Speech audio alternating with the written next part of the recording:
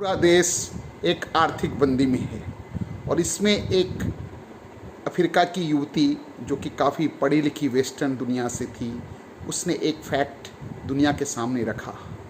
किस तरह से हमारा ये जो विश्व का पूरा आर्थिक जो हमने विभेद कर रखा है, ये कहाँ तक सही है। हम कहते हैं हम जनतंत्र में रहते हैं, हमारे देश के अंदर भी आज भी सरकार, राजनीतिक पार्टियां लोगों से करोड़ों अरबों रुपया का चंदा लेती है और उसको बताती नहीं है।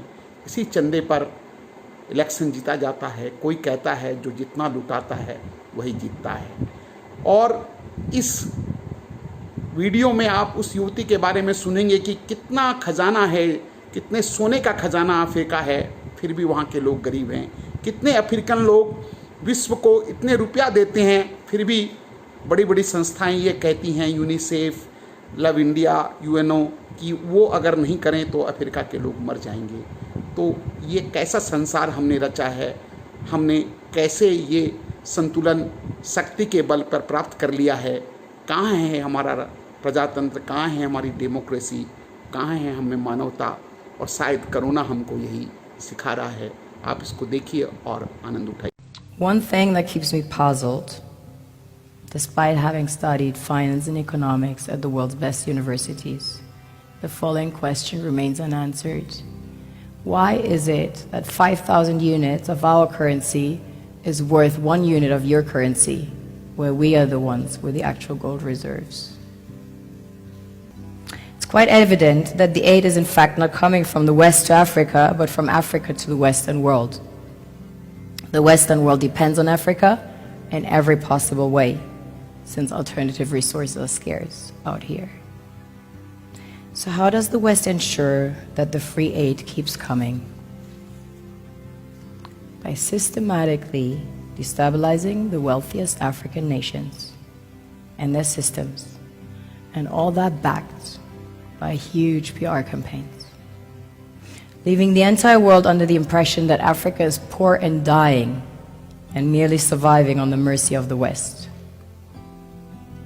Well done, Oxfam, UNICEF, Red Cross, Life Aid, and all the other organizations that continuously run multi-million-dollar advertisement campaigns depicting charity porn to sustain that image of Africa globally. Ad campaigns paid for by innocent people under the impression to help with their donations. While one hand gives under the flashing lights of cameras, the other takes in the shadows. We all know the dollar is worthless, while the euro is merely charged with German intellect and technology, and maybe some Italian pasta. How can one expect donations from nations that have so little? It's super sweet of you to come with your colored paper in exchange for our gold and diamonds. But instead, you should come empty-handed, filled with integrity and honor. We want to share with you our wealth and invite you to share with us. The perception is that a healthy and striving Africa would not disperse its resources as freely and cheaply, which is logical.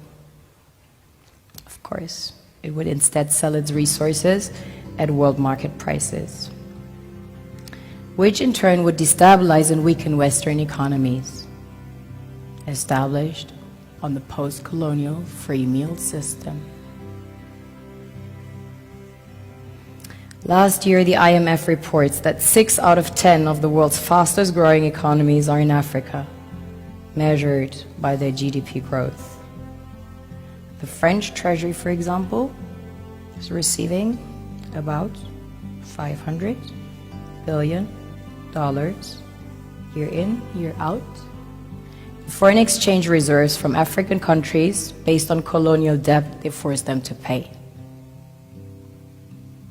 Former French President Jacques Chirac stated in an interview recently that we have to be honest and acknowledge that a big part of the money in our banks comes precisely from the exploitation of the African continent.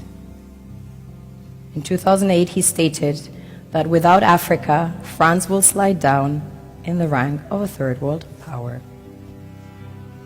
This is what happens in the human world, the world we have created. Have you ever wondered how things work in nature? One would assume that in evolution the fittest survives.